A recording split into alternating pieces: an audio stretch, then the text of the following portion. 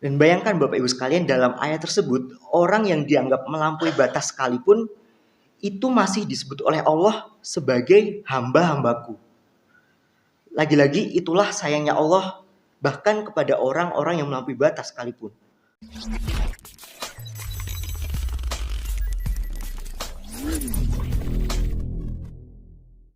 Assalamualaikum warahmatullahi wabarakatuh.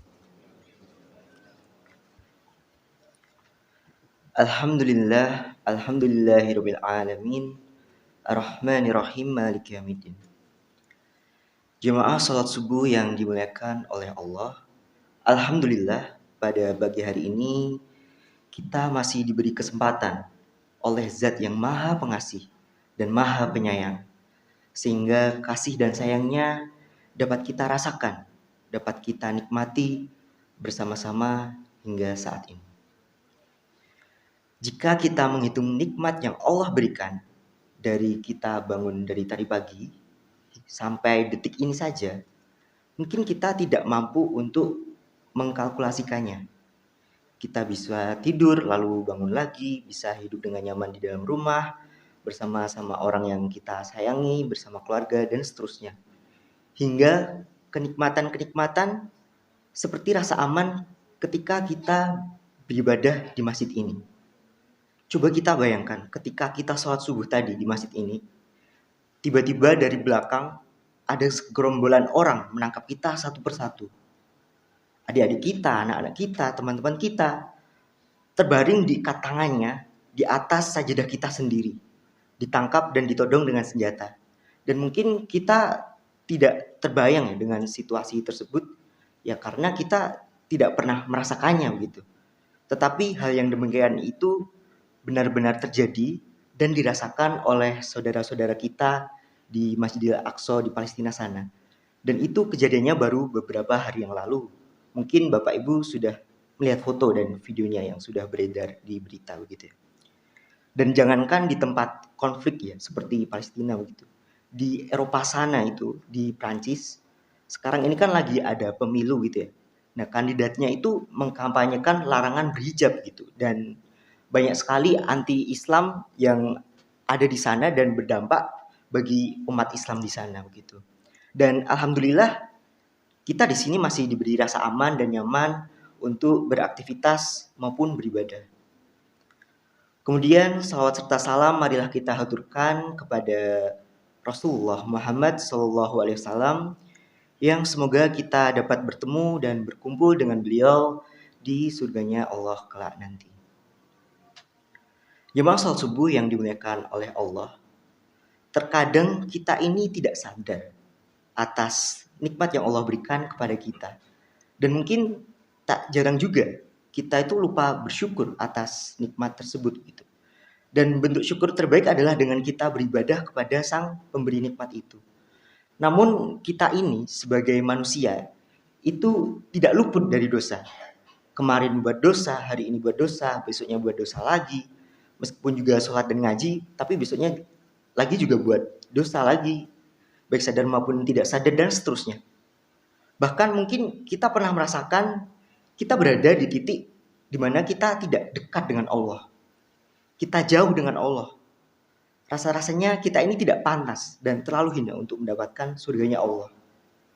Dan jika diingat-ingat selama kita hidup berpuluh-puluh tahun di dunia ini, rasa-rasanya dosa itu sangat banyak sekali dan tak terbilang jumlahnya. Bahkan dengan dosa yang kita lakukan sebanyak itu, belum tentu juga kebaikan-kebaikan yang kita amalkan selama ini dapat menutup dosa-dosa itu tadi. Namun jemaah sekalian, di dalam surat Az-Zumar, Allah mengatakan, "Wahai hamba-hambaku yang melampaui batas terhadap diri mereka sendiri, janganlah kamu berputus asa dari rahmat Allah.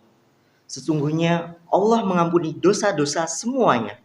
Sungguh dialah yang maha pengampun, maha penyayang." Jadi jemaah sekalian perlu kita perhatikan bahwa di dalam ayat tersebut dengan jelas Allah tidak ingin kita berputus asa dari rahmat Allah sebanyak apapun dosa kita. Bahkan di situ disebutkan, "Wahai hamba-hambaku yang melampaui batas terhadap diri mereka sendiri."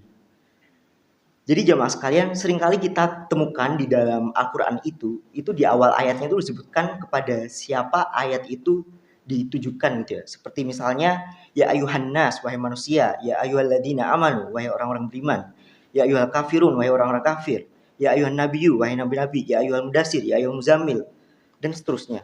Dan di dalam ayat tadi itu di awalnya itu disebutkan ya ibadi, yang artinya wahai hamba-hambaku. Dan bayangkan Bapak Ibu sekalian, dalam ayat tersebut orang yang dianggap melampaui batas sekalipun itu masih disebut oleh Allah sebagai hamba-hambaku. Lagi-lagi itulah sayangnya Allah bahkan kepada orang-orang yang melampaui batas sekalipun.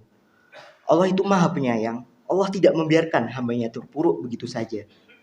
Dengan rahmatnya Allah selalu membuka lebar tangannya untuk memberi ampunan bagi hamba-hambanya. Bahkan Allah berjanji untuk mengampuni seluruh dosa kita jika kita mau bertobat. Bahkan sebagaimana hadis riwayat Bukhari Muslim, bukti lain dari maha baiknya Allah adalah jika kita mendekat kepada Allah sejengkal, Allah akan mendekat kepada kita sehasta. Jika kita mendekat kepada Allah sehasta, Allah akan mendekat kepada kita sedepak. Dan jika kita datang kepada Allah dengan berjalan, Allah akan datang kepada kita dengan berlari. Oleh karenanya, jemaah sekalian, marilah kita mendekat kepada Allah, meraih rahmat Allah, terlepas bagaimanapun keadaan iman kita. Bahkan ketika kita masih banyak dosa sekalipun. Dan untuk mendekat kepada Allah itu, untuk berbenah itu, jangan menunggu kita pantas dulu gitu. Kayak misalkan, kelakuanku masih kayak gini, malu mau belajar ngaji gitu misalkan. Sholat aja masih bolong-bolong gitu, malu buat berjilbab lah gitu, dan seterusnya. Kalau misalkan kita tuh berbenah harus menunggu pantas dulu gitu ya, mungkin kita harus jadi nabi dulu baru kita bisa berbenah gitu mungkin. Jadi memang harus kita lakukan secara perlahan-lahan saja, dan Allah itu pasti menghitung niat baik kita sekecil apapun itu.